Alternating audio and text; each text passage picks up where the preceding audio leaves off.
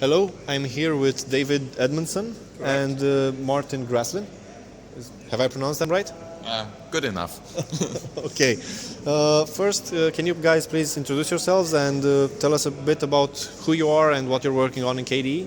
You've just introduced us. I'm David Edmundson still, and I work on Plasma, mostly on the desktop side. And I'm Martin Gräßlin, and I work on the window manager, which is used by Plasma and part of the Plasma project. Okay, awesome. So first, can you tell us more about what exactly is Plasma, and to our users to know they're using Plasma now, but let them know what it is. So Plasma is everything that takes you from a black screen to being able to run your applications. So it's your user settings, it's being able to find your applications and switch between applications. So everything to be able to use applications and get stuff done. Awesome. And can you tell us what is Quinn and why don't we know what Quinn is? So Quinn is the window manager, which means it's responsible for moving your windows and painting your windows. Making them wobbly. Making them wobbly, very important, or putting them on a cube. And you normally don't know anything about Quinn, that process exists at all, because you're not supposed to. It's just something which runs in the background and does all the things for you, but we don't expose the name in the user interface or anything like that. And the only way to know that it exists is if you see Dr. Conky for the crash dialog. So yeah, ideally you don't know that it exists, because if you know, then it means it crashed for you. Okay, so if you know what it is, something's wrong. Yeah. Okay. Can you tell us more about the flexibility of Plasma, how it's portable from one device to another? Sure, so particularly in regards to the shell, which is where you have your widgets and your panels and such, everything is loaded from plugins and plugins and plugins, plugins which load plugins, and those plugins load files. And everything is interchangeable, mostly using QML, which is just JavaScript-like language, a bit like HTML, and we can just swap those files out. So you can just replace that file, suddenly your panel's at the top and it's fixed, and you can't move it, and then you can use it on a mobile. Or maybe we can just, instead of drawing just a wallpaper in the background, we can draw a list of your applications that are running, and that makes like an Android-style launcher. So we just swap these files around, and we can load it. But we can still reuse some of these files and some of these components, so we don't have to write in network management twice. And for our less technical users out there, that means that we can run Plasma on desktop, tablet, phone, and what else? TV. And on TV. Plasma TVs are quite common nowadays. Okay. Well, it's going back. It's more like LED TVs nowadays than Plasma TVs. And that's why we need to put Plasma back on the TVs again. True. And that's why we have a media center project. Oh, yeah. Can you tell us more about that? Sure. So it's reusing some of the same ideals of we use the same technology as a desktop, so we don't rewrite everything, but it plays videos and everything's big and remote. You can navigate using a TV remote. So the challenge with the media center is that everything has to be large because it's on the TV. So we have a little bit of different setup, and so we cannot directly reuse everything from the desktop because it just doesn't fit one-to-one. And so we have a dedicated shell for the media center, which takes care that everything navigates nicely on a big screen. Huge screen. Yeah. Okay. I have a few more questions for you guys. There's this big Plasma mobile right now that everybody's talking about, and all the cool kids want it. Can you tell us something about it? It's still very much in development. So if at the moment we're using a Nexus 5 as a reference device, so that means we have an image you can flash onto it, but it's very much we're using that to develop things. It's not going to be in consumers' hands for at least 12 months.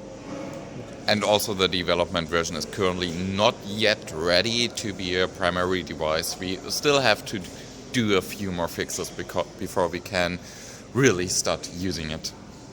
Yeah, it's not my main phone just yet. Yeah, mine neither. I saw that you can already make phone calls from it, you can web browse, you can open Akademy in it and all that. Not so sure about the Akademy one, but yes, phone calls and web browsers work. I mean, priorities are getting your emails. Phone calls, not so much, but they work. Well, it's kind of weird. Some people still want to phone with a phone. I mean, mostly it's about the apps. I don't get why people want to use a phone for phoning. In fact, we want to make a feature where it just doesn't have phone calls, just quiet mode, so you don't have to keep putting a phone inside a metal tin, which is what I do. Okay. Can you tell us more about how people can get involved in your projects? Sure, so I've been doing all this. Okay, so we have various places where you can get started. We have a mailing list, which is plasmadevil@kde.org. Plasma-devel@kde.org. Sorry. Then So it's devel as in developer, not as in Satan. It's coming at the bottom of the screen now. Wait, fill this in with an annotation, otherwise I look stupid. and we have an IRC channel for those who want to use IRC. It's #plasma. Yep, not hashtag plasma. Sorry.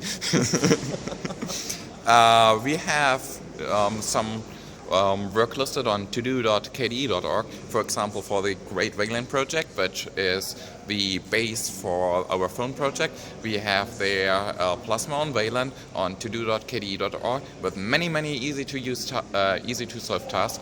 Of course, there's more than just development tasks. You could be on the forums.kde.org to help us moderate, to help us support our users. You could be part of the visual design group if you're into design or into user interaction. They are also on forum.kde.org. We need translators for all the many languages KDE software ships in. So for that, it's, I think, i18n.kde.org or l10n.kde.org. And you help Plasma simply by using it and showing more people who happen to be looking at your screen how good Plasma is. And an obvious thing, if you have a problem with your Plasma, just report a bug on bugs.kde.org. That's also an awesome way to help making Plasma better. If you have problems and we don't know about it, we cannot fix them. I also heard a rumor that a bug report on Plasma Shell takes less than 24 hours to get a reply. Is that true? I think typically we have people in different time zones who are very much on top of these things. Any bug report to Plasma Shell goes directly to my phone, which means it goes directly to my pocket, which means you can have direct contact with my pocket. Okay. So also every Quinn bug goes directly in my inbox. I don't sync so much to the phone because I get too many mails, but in theory it could also go to my phone. And to Martin's pocket. Yeah. That's our new tagline for bugs.kde.org. Get in the developer's pocket. Okay, guys, now I have a different kind of question for you. How do you two feel about everybody using something you create? It's something that you created that, you're using that, but you also see so many people use on a daily basis your work. Well, I can tell you about how it was in the beginning. So when I did my first patch, that was really difficult because I was so afraid of breaking stuff, and I knew it goes to millions of users, like next Kubuntu release, and it's out to millions of users. So that was really scary kind of, but you get used to it, and you have to also sometimes forget about it and live in your own bubble to not get confused about it. But in general, yeah, it's kind of awesome to know, hey, there's a deployment like the Munich project, which has 10,000 of users, and you know they use your code. That's, yeah, it's kind of nice. I find myself, whenever I see someone with a laptop open, I always try and have a sneaky peek just to see if they're running Plasma or not.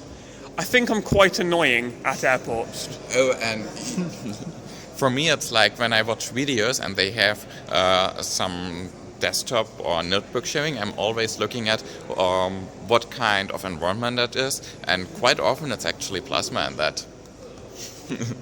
Okay, thank you guys very much.